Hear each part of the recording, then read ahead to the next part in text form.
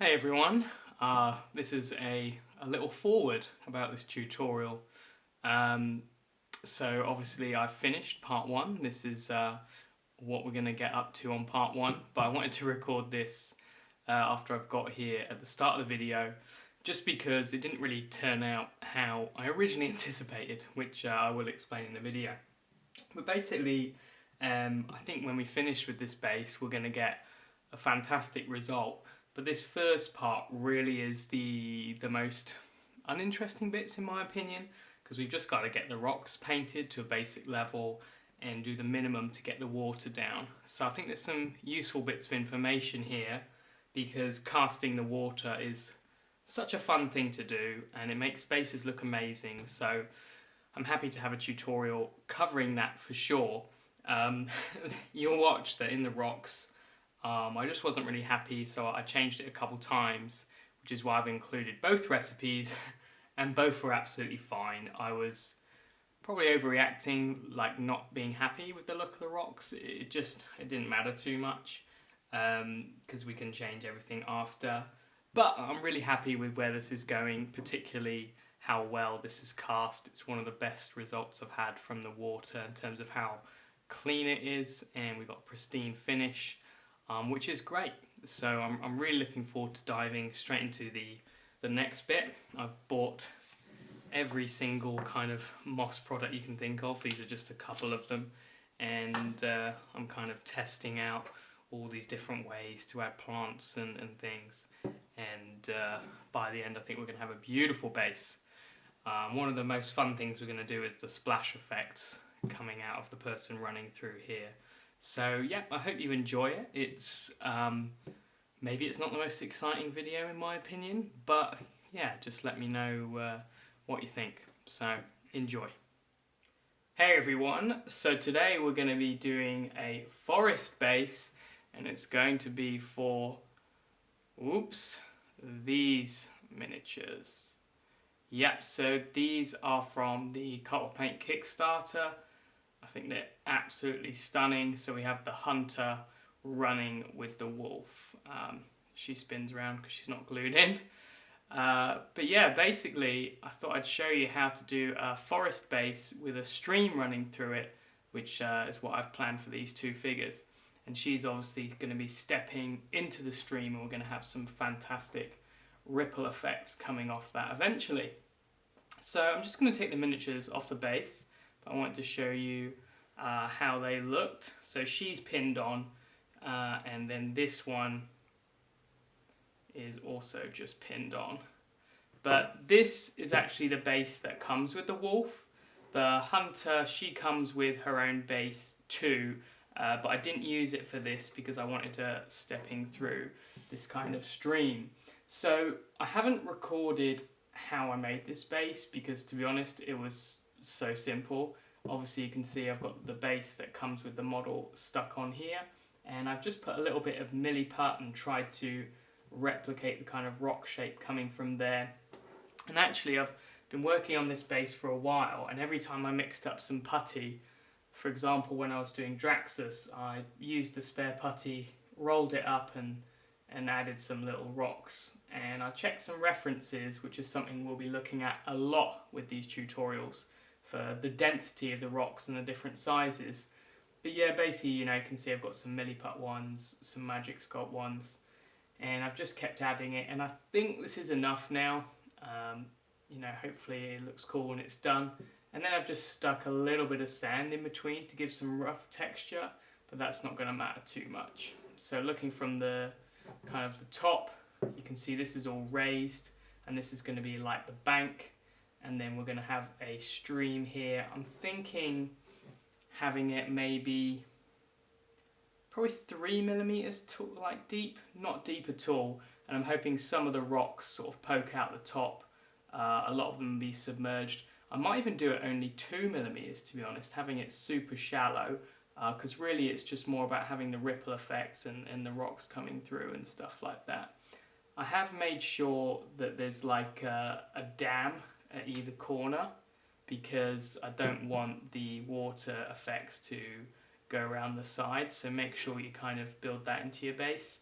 But yeah, we'll just be trying to cast the resin on this portion here. So in part 1 today, I'm going to be just doing all the painting, and then in part 2 it's going to be the water effect, so pouring the main pour, and we'll create the splashes and all that stuff. So I'm excited because, you know, we're doing a base for probably my favourite miniature in the Kickstarter. It changes every day, they're all fantastic. But also this is just going to be a great useful tutorial for any kind of foresty base. So yeah, you could use this when you get your hands on these models, but I think it's cool because any model looks cool in an awesome forest base, and water effects always look fantastic too. So the first thing I'm going to do is tape the sides of the black plinth. This is an 80mm plinth, just to protect it from when I'm spraying. And we'll probably be fixing something to the sides here when we build the dam for the water effects. So I want this to have no paint on it because I might have to sand it if I make a mistake. If the water leaks or anything, then I might have to polish this flat. So I don't want any primer on this yet. I may end up painting this black at the end. We just have to see how we go. But for now, I'm going to tape the sides, and then I'm going to prime this in Chaos Black Spray Citadel, and we'll be doing the painting. Let's go for it. Okay, so I have the base primed. As you can see, I've got my horrible tape around it, but it'll be worth it in the end. It'll protect it. So the first thing I did before starting any painting was just sit on Google for a long time, and I typed in things like forest stream, dark forest, and I really just looked for loads and loads of inspiration for the look I wanted, and the colours especially. I'm going to kind of add some images that I like the most, and I also looked at some artwork from Princess Mononoke, which this model is definitely 100% not influenced by at all. But that's one of my favourite movies for the aesthetic, and I actually love forests and things like that. Honestly, I'm so pumped to paint this, so I'm just sitting looking at references, trying to do the best job I can. There's a few things I concluded just from looking at references. The first was, don't paint anything with a plain grey. So we have a lot of rock here, which will be some kind of grey, but everything I looked at was never a neutral grey. So it always had some little bit of brown in, some kind of green, anything like that. So I'm going to try and not use any neutral greys at all. We could use something like Scale 75 Graphite, which is it's a warm grey, but it is pretty neutral. But just adding colours to this is all I'm talking about here. The other thing I really liked the aesthetic of was having a ton of moss. So the miniatures I know aren't going to have any green on, so having quite a lush green mossy environment is going to look cool. And the other thing I liked when I looked was how dark the shadows were in some of the photography. So things like the shadows on the rock, you can actually see here, in a lot of the photos I looked at, they appeared almost as pure black. And I think that really strong shadow is something I actually want to go for. So I think I'm going to leave a lot of the shadows as black and paint over the top, because I want quite a lot of atmosphere in this forest. I want it to be dark and kind of moody. If you don't want to leave that black in the shadows, then of course you just paint a dark colour. So yeah, the other things I looked at was what colour was the bed of the stream, and it has to be really, really varied, and the same with all these rocks. What I'm thinking is all of the rocks that stick out above the surface are going to be really mossy. So this area, super, super mossy, all up the tree, moss and green. And then all of this area is going to have a lot of variety with different browns and, you know, dark greys and things like that. So I pulled all the colours that I thought would be useful. I'm going to just shimmy them into the middle here. So I just got a ton of paint, so I literally sat with my Google images open and thought, oh, what colours like that, what colours like that. So I got a few greys, like Skaven Blight Dinge, which has got a bit of colour in. Storm Vermin Fur, that's quite cool because it's got you know, it's a very warm grey, that would be good. Colours like Rainy Grey from Scale and the Graphite, they'll be cool as well. And let's see what else we've got. My favourite browns, Gobi Brown, Olive Brown. You've seen these in most tutorials. I love these colours and I love the finish. So maybe that'll work for the wood. And I got a bunch of greens. So when I looked, the images I liked the most actually had very cool bright moss. So I think I'm even going to use super bright colours like this Escorpina green from Game Colour. It's crazy bright. Maybe even a bit of this almost neon green too. But then I also got a few earthier greens. Military green, this camo bright green. This is a lot cooler, this green. You can see how much yellow's in that with this. This is a very boring, neutral kind of green sky, but I thought that might be good for rock highlighting whilst keeping it a bit green. And then we've got some boring colours like brown sand, deck tan, Xandri dust. I'm going to list all the colours I use. I mean, I don't even know what I'm going to do at this point. I just want to show you what I do when I'm sort of planning a project. And I just pull out all these colours that I think are probably going to work. I'm going to start with something dark for the rock. Maybe some Skaven Blight Dinge and with a bit of olive. But yeah, we're just going to look at the reference and work out what colours are best. So we have the base primed all in black, and we're going to start off with a tiny bit of airbrushing, and that's just going to be for this kind of main rock section here. The reason I'm going to use the airbrush is because it's a large area and I want to take advantage of all the nice different levels we have here. So bearing in mind our light source, I want to just catch the parts that are facing upwards really. So I'm going to be facing from my light direction, which is here, and that's going to be the same for the miniatures, and mostly just catching the top surfaces of the rock. I might airbrush a few of these rocks that are going to be in the stream, but I want these to have a huge variety of colour, so I'm not going to spray them all the same grey basically. But this main rock crop is going to be one colour, and then we're going to paint the tree by hand, and like that. My biggest tip when painting rock is don't use a neutral grey. You kind of want any grey with some brown in, some green in, just any kind of colour. So I'm going to be using Skaven Blight Dinge, which is a grey, but it's quite warm. It's got some other colour in it. And then some lighter colours like Storm Vermin Fur.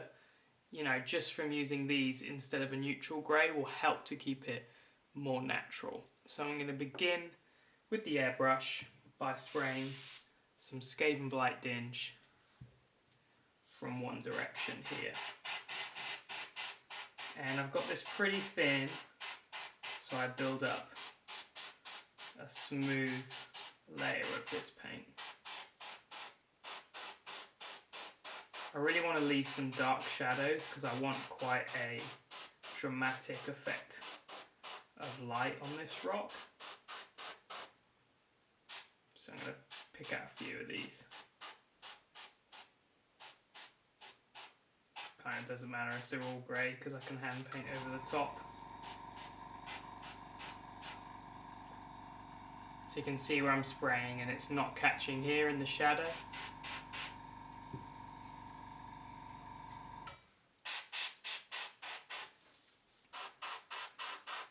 And I want it thin, so if it goes on the shadows, it doesn't lighten them too much. And we don't get any speckling from the paint.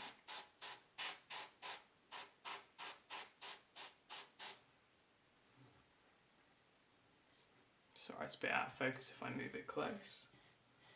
So you can see the back is kind of dark. So I'm just going to spray that directly from above. And only catch surfaces facing upwards. We can always add shadows back in by spraying from this direction, but we still try and get some nice directional light. The same with the rocks here, like I want to leave almost a shadow at the back. But I think that's pretty much it for the first spray. So I'm going to build up the first couple highlights with the airbrush, and then we're going to switch to the brush because we actually want to build some texture. So we don't want to overdo it with the airbrush here. Okay, so Storm Vermin Fur is loaded in the brush, and now we're going to pick out some more highlights and be a little more careful now. I'm going to spray some of these little rocks.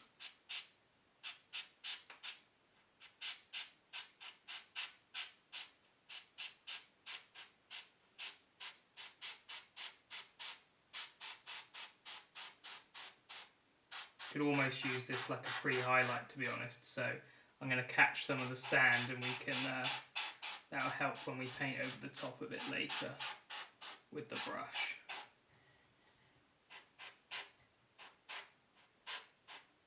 So I'm not covering everything, I'm just trying to catch some areas with this highlight, and I'm going to get a nice tight angle to catch these parts of the rock.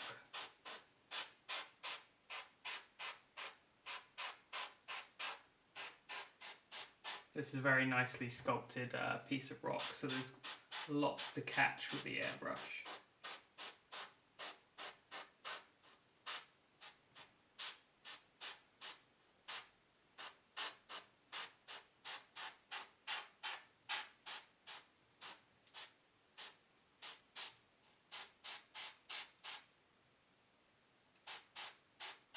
I can airbrush a few of these rocks on the surface and maybe leave the ones that have turned out well, as in they look good with the airbrushing, and others I can pick out by hand. But already we've got a nice little bit of light. Maybe it's hard to tell on the camera when I'm looking at my monitor. It doesn't look as good as it looks in the hand. But normally we do still photos at the end, and that's a better representation of what it looks like.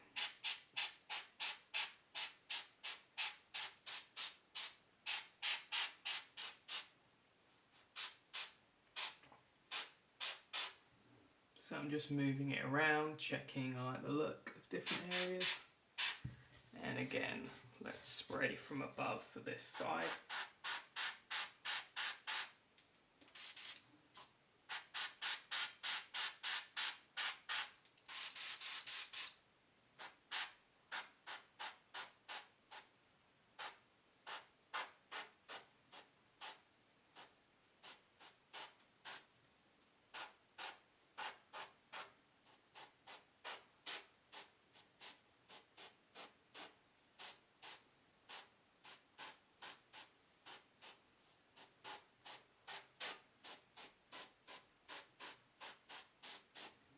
Okay, so that's looking pretty good to me, although the shadows seem a little boring now, as in they're a little too neutral grey. So I think the final thing I'm going to do with the airbrush is apply another shadow, and I'm going to use the Skaven Blight Dinge again, but I think I'm going to add some Air Olive Green, so it's a little greener, and a little bit of black to make it darker. So I'll list those colours again when I spray them on. So now loaded in the airbrush, I have a little bit of the Skaven Blight Dinge again, and a touch of green, which is military green, and a tiny bit of black. And I'm just going to dilute mine a little bit further because I want it to be very thin. So I'm just gradually shadowing. And I'm going to hold this at a really tight angle, so I just catch these vertical surfaces really. And it's going to look quite green, but we're going to build up a lot of mossy effects later, so having a green shadow is absolutely fine.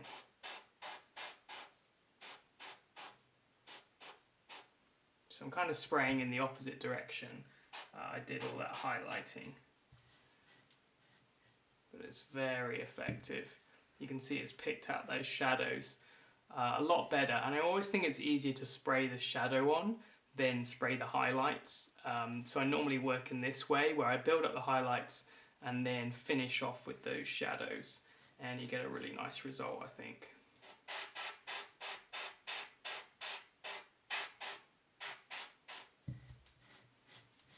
And I'm just going to spray a couple of these rocks a little bit.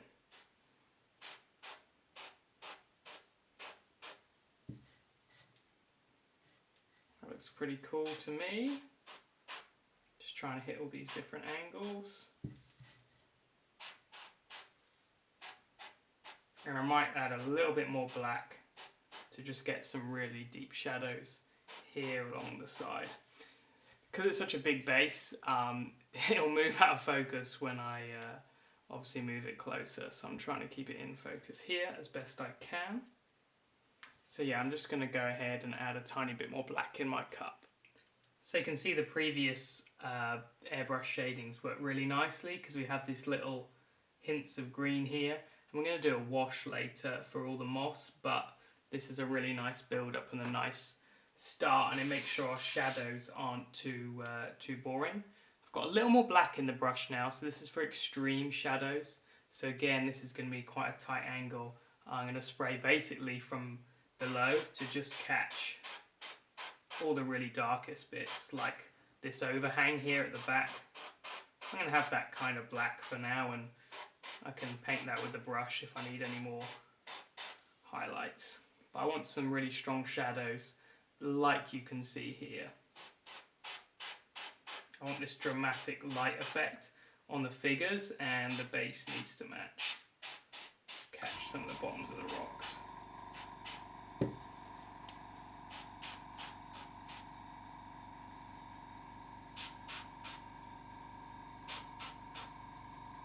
It's worked really well on this detail here because the black's caught the bottom of that. So look, we have way more dramatic light around the rocks now. Very easy. And when we texture stuff, we can just do some detail painting, and you know, the main light sourcing is kind of done, or a general light source is done. It's a good beginning, a good guide. This area of rock here is really cool. I'm just going to hit that from the back. Exaggerate those shadows.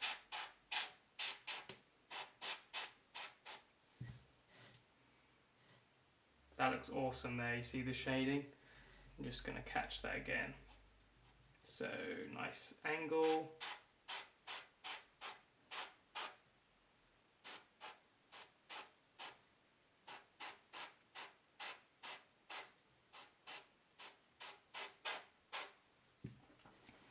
It's better to start too dark with the airbrush than too light, because we're going to do all that hand painting.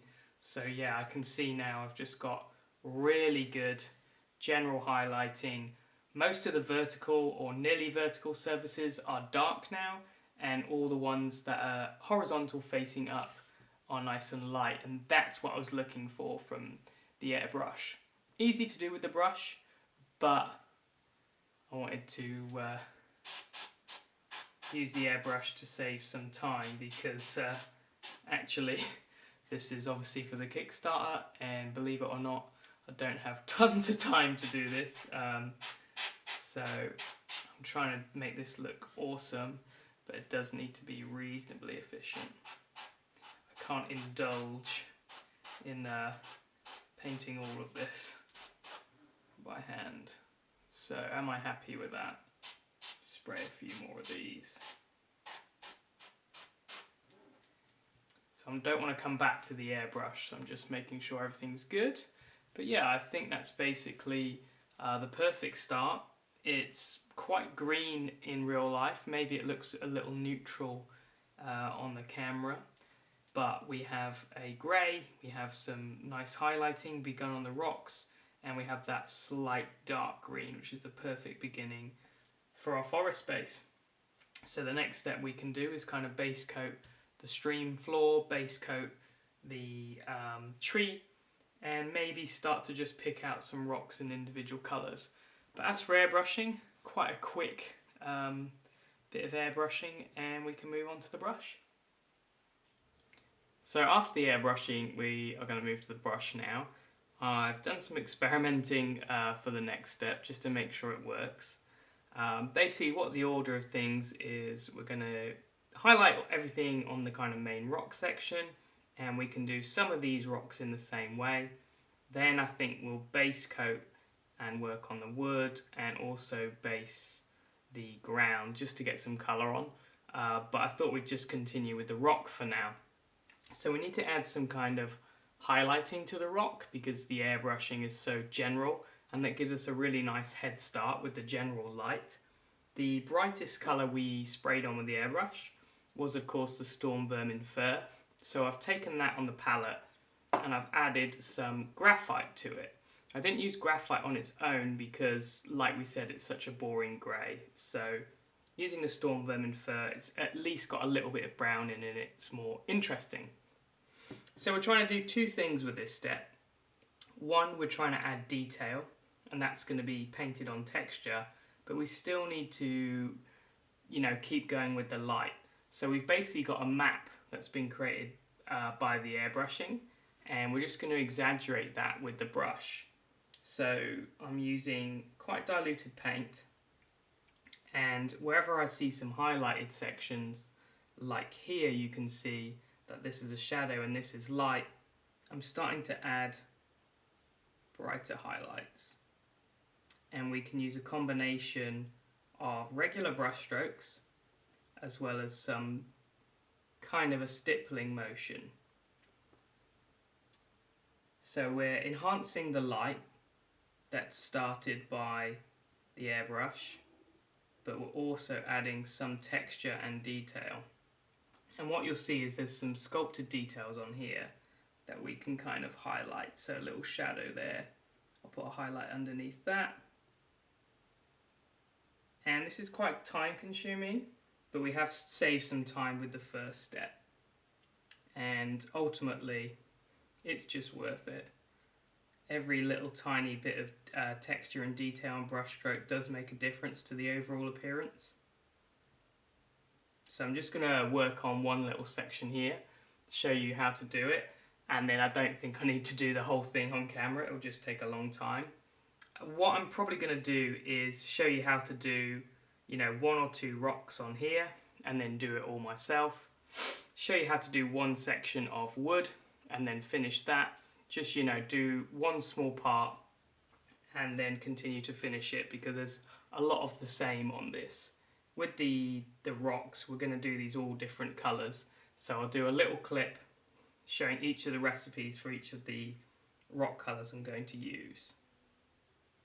So I'm just catching the edge here, where that's going to get some light. And can you see this detail sculpted in? I'll just turn it. So I'm going to put a highlight here, where this ridge would catch light. And then hit up the edge there too.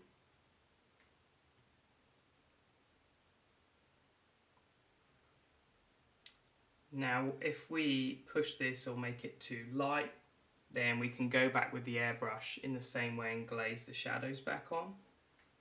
But I'm just trying to push the directional light, and you need the brush to get that control and precision. If we push too light with the airbrush, like I said, it'll be too general. The airbrush is fantastic at doing soft lights, but this kind of hard, precise light we need to do with the brush. So I'll just show you how we'll do some of the pebbles here. We could use this same recipe, but then we need some variety. But for the pebbles, my light direction's coming here, so this is where the light's going to be. But I'm going to stipple that all on.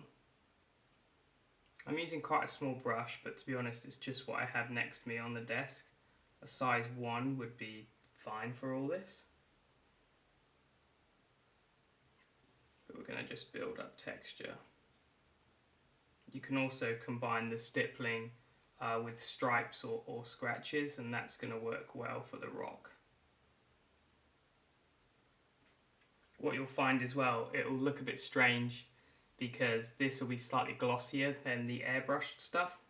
So by giving it a varnish at the end, that'll help give it all the same finish and make your effect more convincing.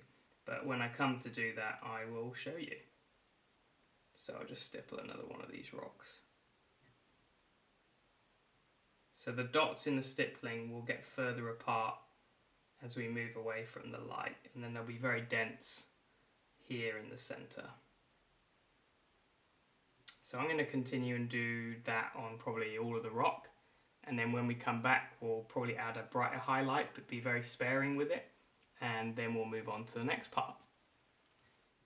So this is the rock detailing done. It took me about an hour just because there's a lot of it and I was trying to do it really carefully and really nicely. You can see I've done a few of the rocks that are going to be in the riverbed, but I want to mix up the colours on these. I feel that the colour might look a little too light, but it's hard to tell if the contrast is right because we've not painted anything else.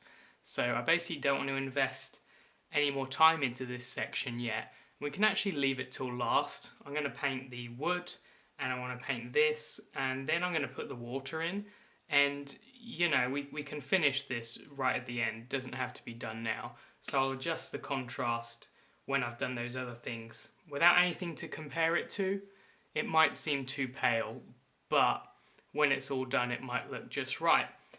I am going to finish with a little airbrush glaze. It's going to be a glaze with the Skaven Blight Dinge on its own, and then I'm going to do a glaze with a little olive green and a little black added to it. So I'm going to load the brush up and we'll do that now.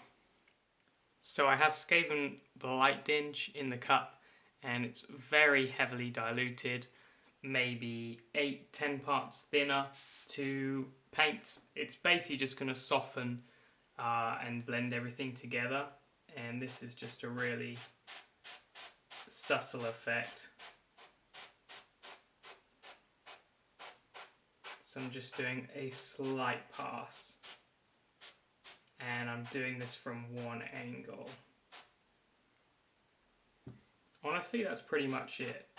This first one is just a subtle softening of everything we've done.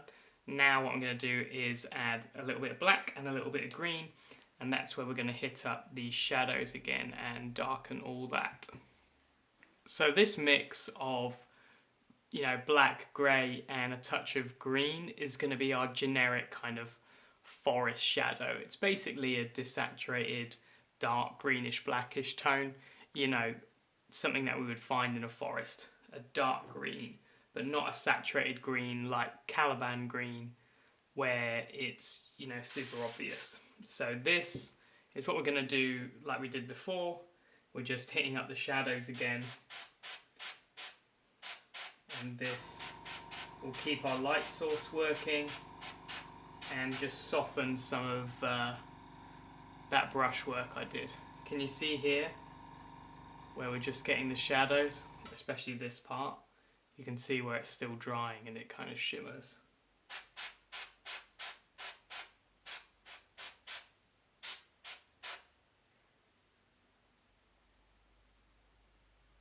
And from this angle, it's not going to look amazing, but when we turn it, which is going to be the photography angle, you can see what we're doing here, and it's getting those beautiful strong shadows. So hopefully you can see the reason we're doing it in this way. So nice angle,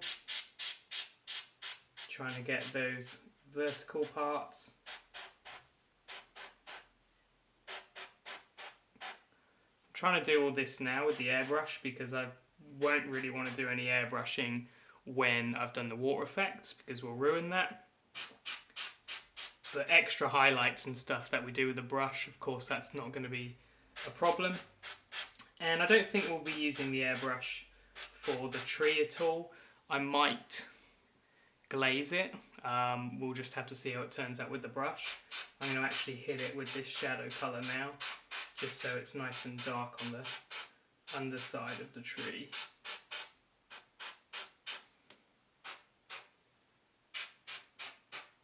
But that's kind of it for the rock. Didn't need to darken it loads, it was just to kind of bring it all together. You can see top down there, really nicely detailed now.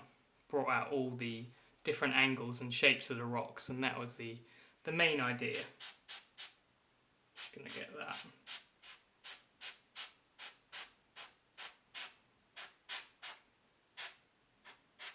Getting the bottoms of the stones on the riverbed too.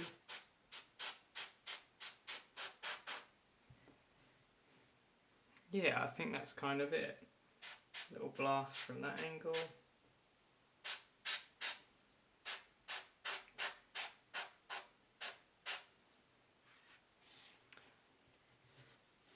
So there you go.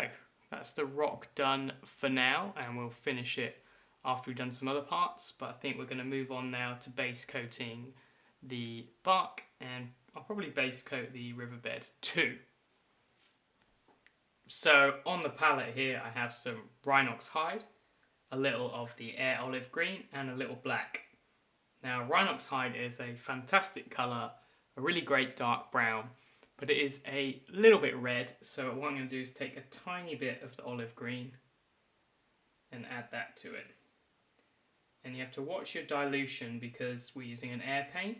That does alter the dilution of the Rhinox hide. Just adding a little more. And what that'll do is desaturate the red. It will kill the red in the Rhinox hide, so yeah, it will desaturate it slightly. And it will work with our green theme. And we'll actually get a deeper, darker brown, so you can see. If it gets too colourful, you can add a tiny bit of black. But that's pretty much my perfect, really dark brown. And I'm going to use that as the base for the bark and the riverbed. So we have our colour, which I'll be base coating all of the wood with. I'll probably do that off camera, but yeah, we're just base coating. And then you can slightly dilute it further and get it on the bottom here. And we want it a little more diluted so it really runs into the cracks of all the sand we've put down. So I am going to go ahead and finish that. So I have everything base coated now with the dark brown, and you can see it's still wet right now. And because I've diluted it quite a bit, it's gonna stay wet for a little while. What I want to do is put some other colours on here, and I want to do it wet on wet so they interact and it kind of blurs together, almost like wet blending. So what I have is some Gobi Brown from Scale 75, which is fantastic.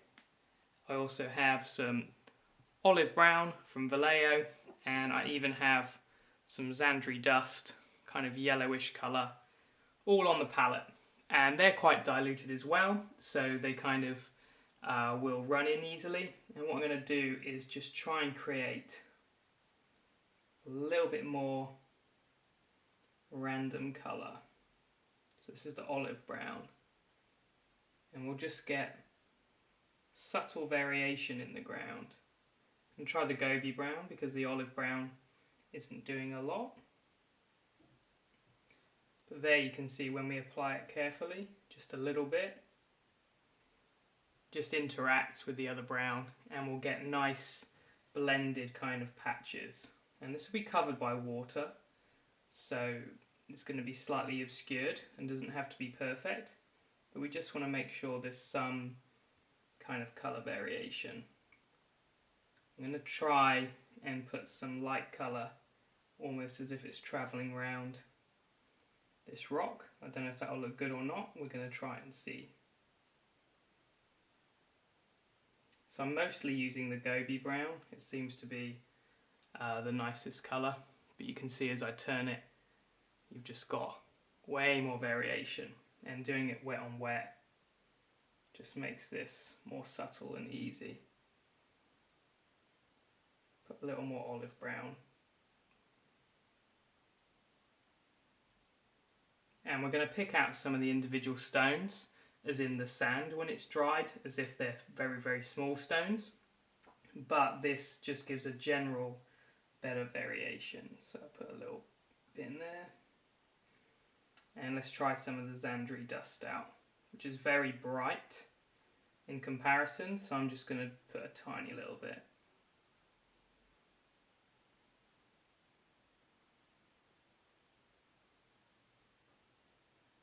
And because it's diluting with the dark brown and interacting, it doesn't appear too bright, so it's okay actually. I'll just do that very sparingly, have a couple of those.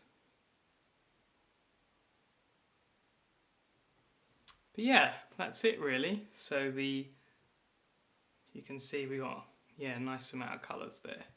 It's starting to look much better now. We've got some different colours against the rock. So I'll let this dry and we'll see what it looks like. So this is it now, it's dried, and as you can see, it's very subtle, the difference in colour, but it was definitely worthwhile because it was fast and we just have like a natural little variation of colour. My original intention with this base was to paint everything really detailed and then do the water effects because that made sense for the video tutorials. Part 1 painting, part 2 water effects.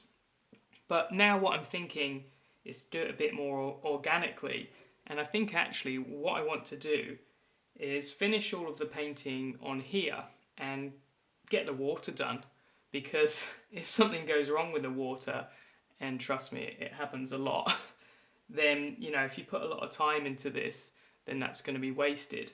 So I basically want to get the riverbed painting complete, cast the main water, then I can kind of continue painting all of this and do the various effects. So what I want to do is paint the stones, and there should be a variety of colours, so I'm thinking about having probably 4 variations of colour, and I've got 1 on there, so I'm going to have a look at some references, come up with some recipes, and then I'll just quickly show you the different recipes for each rock. Then we'll also pick out some individual bits along the riverbed here, and I might add some little plants as well to have cast in the water. And then once that's done, yeah, I think we'll cast the water, and that'll be kind of part 1 done, I think. And then in part 2 we'll kind of paint all this and add the water effects. Maybe it'll end up being 3 parts, we don't know, but for now I'm going to paint the rocks. That's what I'm going to get done now.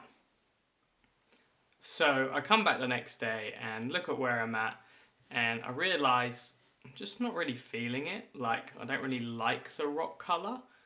I think I've actually done like quite a good job looking at some photos, but I'm just not liking it. And this happens a lot with me, is I paint something and I just don't like it, and I can't continue even though this is for a tutorial. I just have to do a different colour. So I've looked at some references and I realised that I like the rocks a slightly different tone. It's actually come out reasonably cool, like a bluish colour. So what I've got is some Eclipse Grey in the airbrush, and I'm just going to pretty much spray over everything I've done in some Eclipse Grey. So I'm going to go and do that and show you what it looks like after that. So there we go, I've blasted all my work with the Eclipse Grey, and already I'm kind of thinking, yeah, I prefer this. I realised the reason I probably didn't like it is because one of my go-to colours for rock is Skaven Blight Dinge. It is a fantastic colour for rock, so, you know, leaving the recipe in I'm happy with. I just use it too much, and I guess I'm bored of looking at that tone in my own work, so I'm just going to use colours that I never use in rock normally. Eclipse Grey is perfect. It's a really dark grey to start with, and what I've done is just added a little neutral grey to the Eclipse Grey for the next airbrush highlight. Now, I realised earlier I said try not to use neutral greys for rocks, but what I'm going to do is probably be adding a lot of moss to this. So I'm probably being overly fussy with the look of this rock, because my intention is to add a lot of moss to these top surfaces and on the tree too. But even so, I want it to be right. This is actually one of my favourite miniatures, so I want the base to be really nice as well. So I'm just going to take the airbrush with the neutral grey in and do the same thing we did before. I'm going to be a little less directional because I think I actually had too strong shadows before.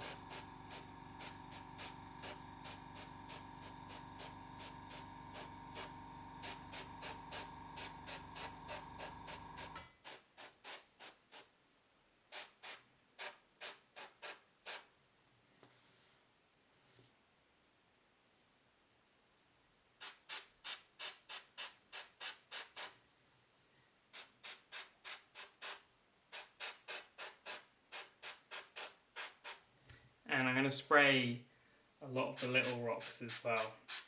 I think it's going to be very time consuming to hand paint all of the rocks. I started to try it out with different colours and thought, you know, it's going to take me a long time and it's going to get covered by water. So I think I'm going to highlight most of these with the airbrush and then maybe add some little washes and a bit of stippling after. It's difficult because in a lot of references the colours of the rocks are completely uniform and they're all the same, and some there's a lot of variation, so you know, there's possibilities there, whichever you think is going to look better. I think I'm actually, in retrospect, going to have not that much variation, just to keep it simple, and the top surface is going to have so much moss on that that'll bring the different colour anyway. So I've ended up with far less severe shading. It's a little softer in terms of what I've done with the airbrush, and I just want to do a lot more with the brush so I get some texture on the top surface. I've just got a little more of the rainy grey from scale 75, and I've popped that into the mix in the cup with the other greys, and I'm going to do a last little highlight with that and then return to the brushwork. So I'm going to add some small highlights to these rocks. And this has got quite a lot of brown in, so it keeps it natural looking.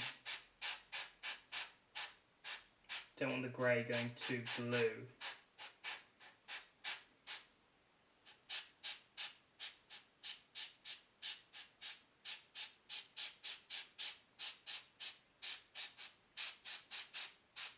So I'm starting the highlighting of these little rocks and we can finish it with stippling.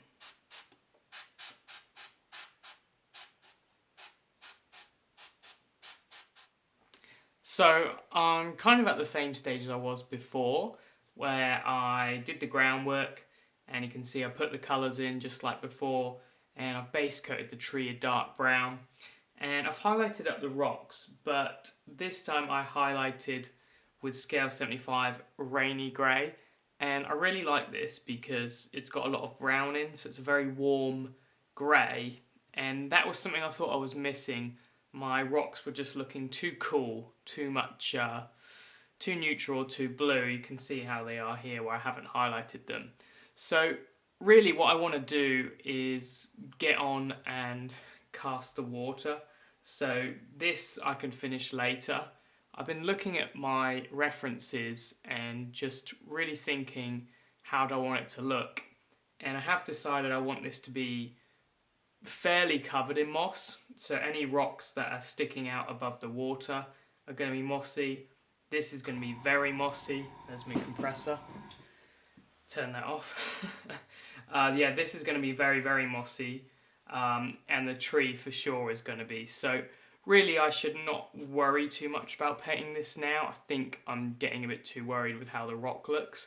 What I'll do is I'll do all my moss effects, and then any parts that aren't covered in the moss, then I can add further highlights too. So what I want to do is make sure I'm happy with how the rocks look, which, you know, they're quite plain grey, but like I said, the ones that are underwater are going to be darkened by the water, and that'll look fine. And then any that are above, like this large one here, that's going to get the whole top covered in moss. That's my plan. So what I think I'm going to do is just add a few more browns here. So I'm going to do some washes with colours like Mornfang brown. So just a few more reddy browns really. And I'll make sure those go right up against the rock, because I've noticed I have a bad habit of going around the rocks and then you just get dark around them. There's a bunch of different colours that are good for this. So the Gobi brown is kind of that yellowy muddy look, Mornfang from Citadel, Dubai brown from Scale. Just have a nice variety of reddy browns here in the earth. And because we're going to put so much green with the moss, then having a reddy brown here will be nice. And I'm doing this as a wash because I want it to be in the recesses of the sand we put down, as opposed to sitting on the surface, and that'll make it look like it's kind of deposited at the bottom. So I'm going to carry on, just add a few more ready browns, and then we'll check over we're happy with the individual rocks, and then we'll actually get ready for the water pour. There's a little bit of the tree that'll be covered by the water, but I don't mind just being that dark brown. It's going to be obscured anyway, because it's probably going to have some splashing around it, and all the water effects is going to cover so much. So yeah, I think I'm trying to paint too much at this point, when really I should just get the water on, get the moss on, and then anything not covered by moss or water, then I should do some more painting. So I finished all the small stones, and I found the best way to achieve a nice effect fast was to do some rough stippling. So I've got a size 1 brush that's kind of lost the point, and I'm taking some dilute paint. This is just the rainy grey again that I liked before, and I wipe a little bit off the brush, and basically I just do some rough stippling. And you have to make sure the paint is diluted so you don't get thick blobs. But I found just building it up this way, and I'm stabbing from the same direction my light source is going to be. So I kind of build up some light all in the same direction. But I found this was a fast way to build very nice looking texture. So whichever colours you go for, then I would say that would be the best way to achieve it. If you go overboard, you can just wash and knock it back and then start again. But I definitely think a fast stippling motion is the best way to achieve, you know, a rough looking rock. And it doesn't have to be perfect, because like I said before, some are going to be covered in moss, some of it's going to be covered in water effect. So I think we need to come up with a time effective way, and that was spot on. I'm going to add a couple more of those ready washes, but you can see where the Mournfang brown has dried and it looks fantastic. So I think I'm actually going to put some more Mournfang brown around these areas, and then we're going to be ready to cast that water, which I'm excited about. So I've started to prepare my base for the water effects, and what we're trying to do is create a barrier. So what I've got is some acetate sheet, which is basically overhead projector paper. It's really cheap. I think it was about 20-30p for a sheet. And then I've obviously cut a thin strip that goes almost the whole way round, and I've pulled it super tight as I could, and taped it. There's still going to be a bit of movement here, so the water effect could creep in there. Trust me, if there's a gap, the water effect will get in it. It is crazy stuff. I've tested bases before with water and not leaked, but the water effects has sprung a leak. What you can do is super glue this to the side of your plinth, which means you do have to sand the plinth. So what I'm doing is I'm risking it, and I'm not super gluing it, but what I am going to do is use a hot glue gun and seal this edge with the hot glue gun. And I'll do that and show you afterwards. If it doesn't work, I might get a bit of the resin on the side of the plinth, and that's the worst, comes to the worst scenario. And what I have to do is sand that off and get it flush to the plinth again. But that'll cost me time, but I will be able to save the base. The other thing I'm risking massively is, obviously I haven't painted the miniature yet, but I want the foot to be under the water by a couple millimeters. So I have got the model on a pin and lightly glued, and I think the water's going to be about 2 to 3 mil high, so it will come up to about there on the bottom of the foot. I've got a couple options how I could have done this. I could just cast the water and then actually, you know, drill a little hole for the foot.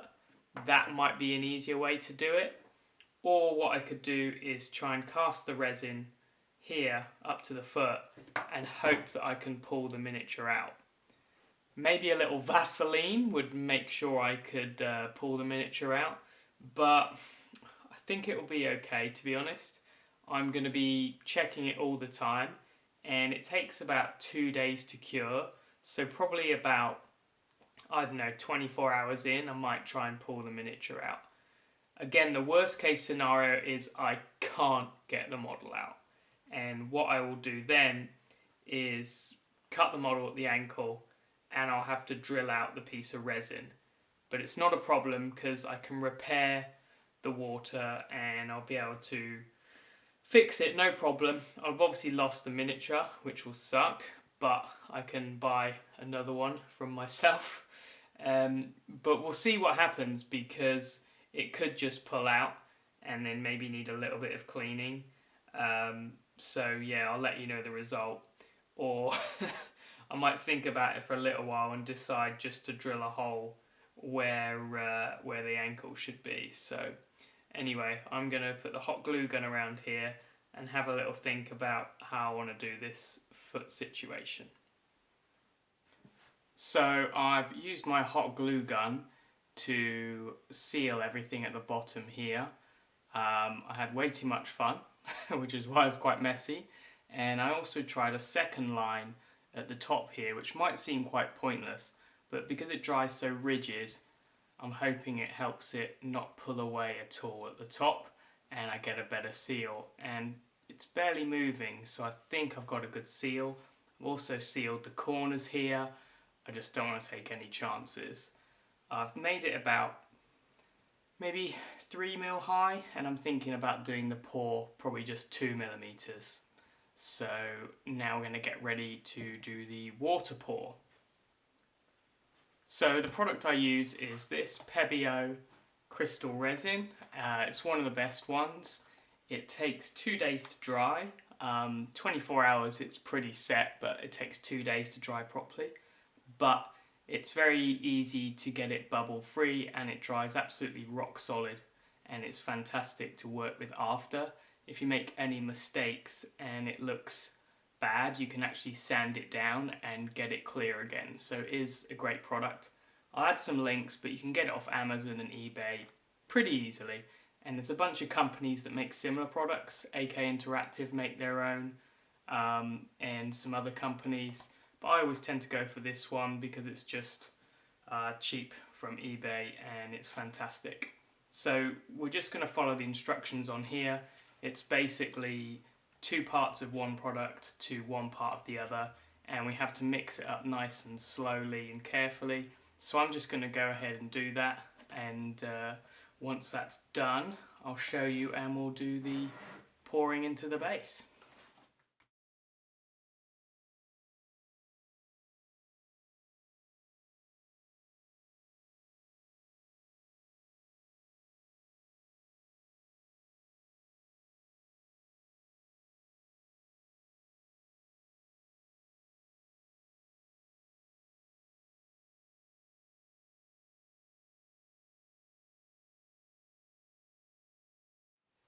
So now it's mixed up, you can actually add some colour.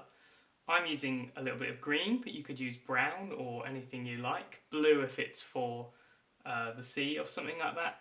And the way air paints are formulated, they do tend to mix nicely into this resin, but you can also use inks too. So what I'm going to do is just add the tiniest little bit and see how the colour looks.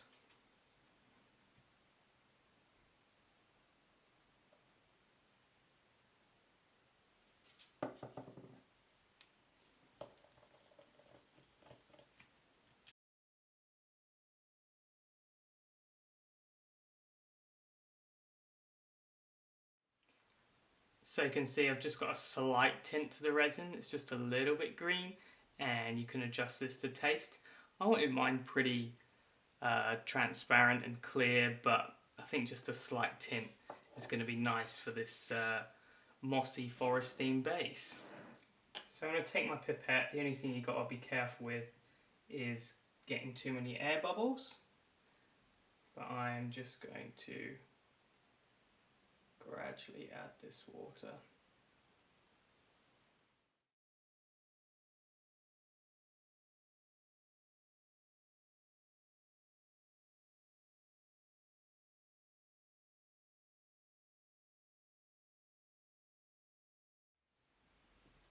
So it looks like it's leveled out quite nicely and it's got into all the areas I needed it to. It looks like down the side I did get a tiny bit of leaking, but it seems to have been stopped by the lower bit of glue, so that's okay. Like I said before, to stop that happening I needed to have glued the acetate to the very top, but then I would need to sand the plinth where I'd glued the plinth. If I have got a bit of leaking of resin here on the plinth, then I'm going to have to sand it anyway, so either way there's going to be some sanding, so it's what's going to make it faster and easier in the end, but I'll get a good result, I'm sure. So my main concern is if I get like big amounts of leaking down the sides, so I'm going to clean out the mixing cups I used. I have some resin left over, so what I'll do is I'll keep poking that in about 36 hours to see if it's dried hard, and I've actually got a bit of the spare acetate sheet here underneath the plinth on the desk, so if it does spill I'm not going to ruin my desk. And what I'm going to do is put a box lid over the top of that so I don't get any dust or anything in it. And yeah, I'm actually going to go to work now, and when I get back I'm hoping that there's not resin everywhere, so I'll probably do a little mid-check and just let you know how it's going. And then in probably 2 days time actually, I do want to leave it for 48 hours. If everything's good, then I'll do the peel, and in the next video we'll talk about fixing any problems. But so long as it dries to the right level and I don't get massive leaks down the side, I will take it as a success. Okay, so here we go. This is around 40 hours later, and I peeled off a little bit of the hot glue. I'm pleased to say it didn't peel off any paint, it left it pretty pristine, and I peeled off the hot glue from the top, but now we're basically going to do the fun bit and remove everything. I have a blob that was left over in the pot I mixed with, and I can use this to basically check the resin is hard and that it's safe to go. Sometimes it gets a bit sticky on the surface, and that's why you need to leave it for the full 48 hours if you can, rather than just the 24. You can see got a beautiful green colour and no bubbles in the little part here. So I'm going to peel off the hot glue. Crazy thing about hot glue is how easily it comes off, and it seals it so well. And then I'm not sure how I'm not sure how easy this is going to come off. Pretty easy. That is amazing considering it's on camera. Okay, so you can see I have a little bit of a leak down the side, like I said there was. And this is because I haven't used super glue. However, it's very smooth. So got a little bit of a lip here, under 0.5 mil probably. So I think I'm gonna sand the sides to get it smooth again, and then I'll tape off the top and I'll spray the plinth black like I said I was going to. But I'm actually pleased with that result because, yeah, that's pretty awesome. I'll try some other ways to seal it better, but I'm very happy with how this has turned out so far. And I've got a little bit of a lip where it's climbed the walls, but nothing crazy. Don't need to do much with that. It's still slightly tacky, so I am going to leave it for, it's evening now here. I'm going to leave it overnight and start working with it for the next part. But yeah, a good result. You can see I've just got a couple mil, so it's a shallow stream, but it's tinted the rocks nicely. in the hand it looks beautiful because it's so glossy and clear that it does look at the moment like this really still, peaceful bit of water. And against that scale 75 matte warm grey, it's such a good contrast. So yeah, a good result. That's really the end of part 1. So in part 2, I'm going to be painting all of this. I've bought every moss product you can buy, so I'm going to experiment with moss and show you the results of that, and work on doing these funky water effects. I'll be showing you how I sand the sides and clean everything up. I've had a little bit of climbing in here, so I think I'm actually going to have to turn this into rock, like add some extra putty to fix it, but I'll show you all those parts in part 2. But I hope you enjoyed getting to this stage. I think it will transform in the second video, so you will have to bear with me because it feels like we haven't done loads in this first part, but we're going to transform it in the next one. So I hope you enjoyed it, and if you've never done a water base, I hope this is something exciting for you to try out. See you next time.